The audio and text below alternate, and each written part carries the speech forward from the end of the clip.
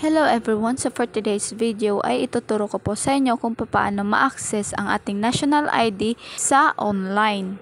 So kung bago ka pa lang dito sa aking channel, i-click mo na ang subscribe button, pati na rin ang notification bell kasi nag-upload ako dito ng mga tips and tutorials na pwede nating matutunan at pwede nating magamit. So let's start!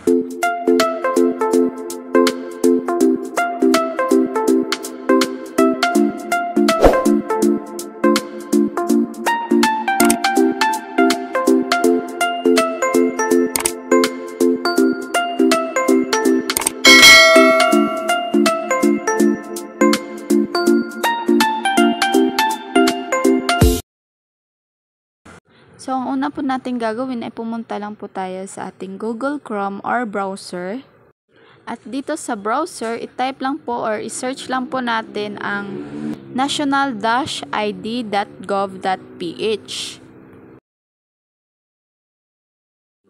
After that, dito po tayo mapupunta. So, i-click lang po natin itong proceed. At dito po, fill outan lang po natin yung information na nandito. Ang ilalagay lang po natin dito ay yung ating first name or yung ating pangalan. So, dito naman sa suffix, kung meron po kayong junior, senior, the third, hanapin at piliin nyo lang dito sa suffix. Dito naman sa baba, ilagay natin yung ating middle name. Kung wala po kayong middle name, i-check lang po natin itong box. At dito naman sa last name, ilalagay lang po natin yung ating apelido. At dito naman sa birth date, so ang ilalagay lang natin ay month, day, and year. For example, yung kaarawan ninyo ay February 14, 2000. So ilalagay lang po natin dito 02/14/1000. Pagkatapos po ay i-click lang po natin itong continue. At dito na po tayo mapupunta. So, dito, make sure lang po na madidetect yung ating mukha. So, kailangan po na wala po tayong suot na sombrero or di kaya sunglasses or eyeglasses. At kailangan po humanap tayo ng proper lighting para makita at malinaw yung ating mukha. Pagkatapos po, i-click lang po natin ito, Start Liveness. Then, click Allow. At mapupunta na po tayo dito. At pagkatapos, ilapit nyo lang ang inyong mukha sa phone camera para ma-detect ng system yung ating mukha.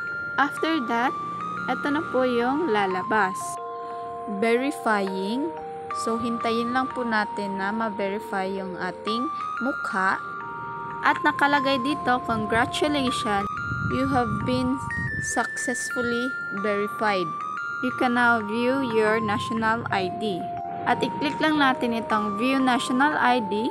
Ito na siya mga ka-okay. Ito na po yung ating national ID back to back.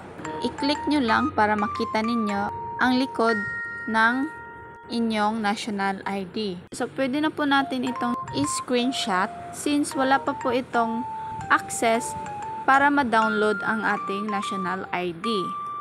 So, yun lamang po yung ating tips and tutorials kung paano makita or ma-access ang ating national ID through online. So, dito na lang po nagtatapos yung ating video. Sana ay may natutunan kayo. So, kung nagustuhan nyo ang aking video, please don't forget to like, share, comment, and subscribe for more tips and tutorials. Thank you for watching. God bless and bye-bye!